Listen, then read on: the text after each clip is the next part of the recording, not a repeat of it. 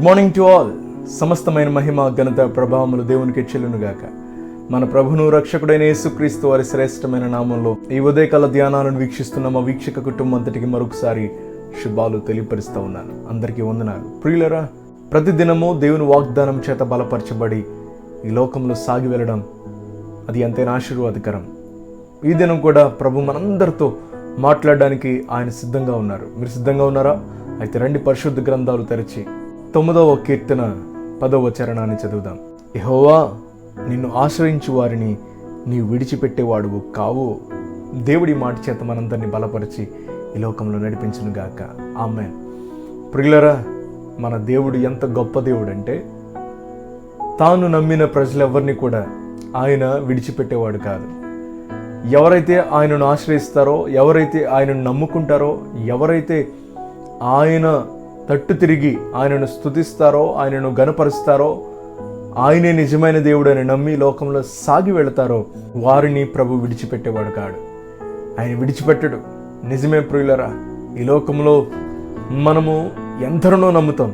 ఎట్టి పరిస్థితుల్లోనైనా మనకున్నటువంటి బలహీనతలలో, మనకున్నటువంటి ఆర్థిక సహాయాల కొరకు కొందరిని మనం ఆశ్రయిస్తాం. కొన్ని పనులు జరగాలంటే కూడా కొందరిని ఆశ్రయిస్తాం.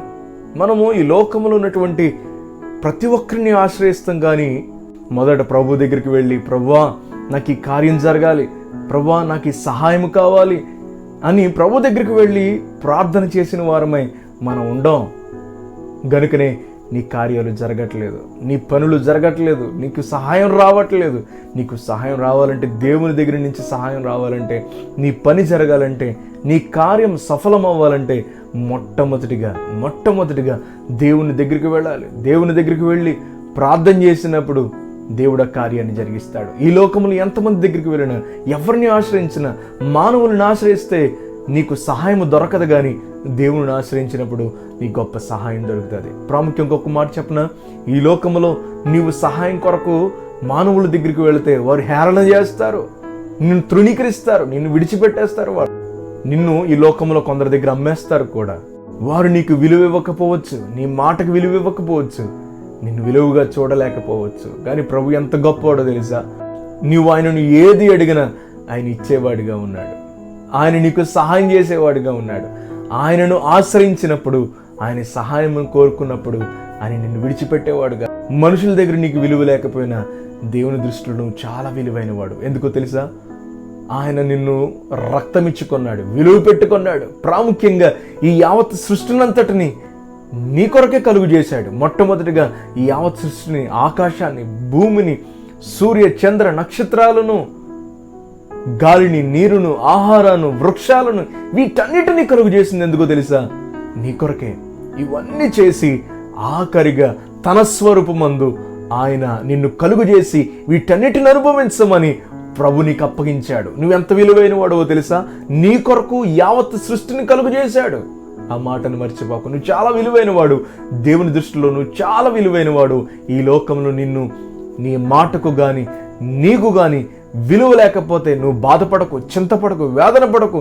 అయ్యో నా తల్లి నాకు విలువ ఇవ్వట్లేదు, అయ్యో నా తండ్రి నాకు విలువ ఇవ్వట్లేదు, నా తమ్ముడు, నా అన్న, నా అక్క, నా చెల్లి, నా సహోదరులు, నా స్నేహితులు, నా వారే నాకు విలువ ఇవ్వట్లేదని నువ్వు బాధపడకు, చింతపడకు. దేవుని దృష్టిలో నువ్వు చాలా విలువైన వాడు. ఆ మాట మర్చిపోకు. ఈ మాట గుర్తు చేసుకో. ఎవరైనా నీకు విలువ లేకుండా నిన్ను తృణీకరించినప్పుడు ఈ మాట గుర్తు చేసుకో. యెహోవాను నేను ఆశ్రయించానో ఆయన నన్ను విడిచిపెట్టాడు.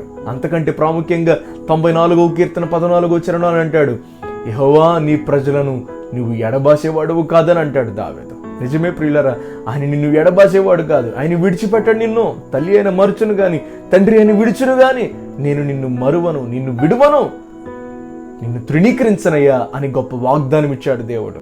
ఆయన ఎలాంటి వాడంటే, ఆయన మార్పు లేనివాడు, మాట ఇచ్చి నెరవేర్చేవాడు ఆయన. గనుక ఈ లోకంలో నీకు విలువ లేకపోయినా, ఎవరు తృణీకరించినా, ఎవరు నిన్ను విడిచిపెట్టేసినా దేవుడు నిన్ను విడిచిపెట్టడు. నీ కార్యాన్ని, నీ పనిని, నీ సహాయాన్ని ప్రభు నెరవేరుస్తాడు, ప్రభు జరిగిస్తాడు. ధైర్యంగా ఉండు, ధైర్యంగా కొనసాగించబడు. దేవుడు ఇట్టి దీవెన, ఆశీర్వాదము ప్రభు నీకును, నీ కుటుంబానికి దయచేయునుగాక. ప్రార్థన చేద్దాం. మీరున్న స్థలాలలో కళ్ళు మూసుకోండి, మీ కొరకు ప్రార్థన చేస్తాను. పరిశుద్ధుడైన మా దేవాని నామానికి వందనాలు. ఇంతవరకు చక్కని మాట చేత మమ్మల్ని బలపరిచారు, మీకు స్తోత్రాలు. యెహోవా నిన్ను ఆశ్రయించే వారిని విడిచిపెట్టేవాడు కాదని చక్కని మాట చేత మమ్మల్ని బలపరిచావు. నీ ప్రజలను ఎడబాసేవాడవు కాదని మమ్మల్ని బలపరిచావు. అవును ప్రభువా, ఈ లోకములో ఆగిపోయిన కార్యాలని మీరు జరిగించమని దయతో వేడుకుంటూ ఉన్నాను. ఈ లోకములో మనుషుల దగ్గర మాకు విలువ లేదయ్యా, కానీ నువ్వు మమ్మల్ని విలువ పెట్టుకున్నావు. నువ్వు మమ్మల్ని విడిచిపెట్టేవాడు కాదు, తృణీకరించే దేవుడు కాదు. మీరు మమ్మలను పట్టించుకునేవాడు, మమ్మలను గొప్ప చేసేవాడు, విలువనిచ్చేవాడు. మీకు స్తోత్రాలు. ఇక నుండి తండ్రి ప్రభువా, నీ చిత్తానికి ఇష్టానికి అనుకూలంగా బ్రతికి నిన్ను ఆశ్రయించి నువ్విచ్చే దీవెన పొందుకునే భాగ్యం మాకును కుటుంబాలకు దయచేయండి. ప్రాముఖ్యంగా ఈ దినచర్య అంతట్లో ప్రయాణాలలో, ప్రయత్నాలలో, పనులలో మా బిడ్డలకు తోడయండి, ఆదరించి నడిపించమని మీరు మాత్రం మహిమ పొందమని యేసు నామములో ప్రార్థిస్తూ ఉన్నాను తండ్రి. Amen, amen, amen. అందరికీ వందనాలు. God bless you. Have a wonderful day.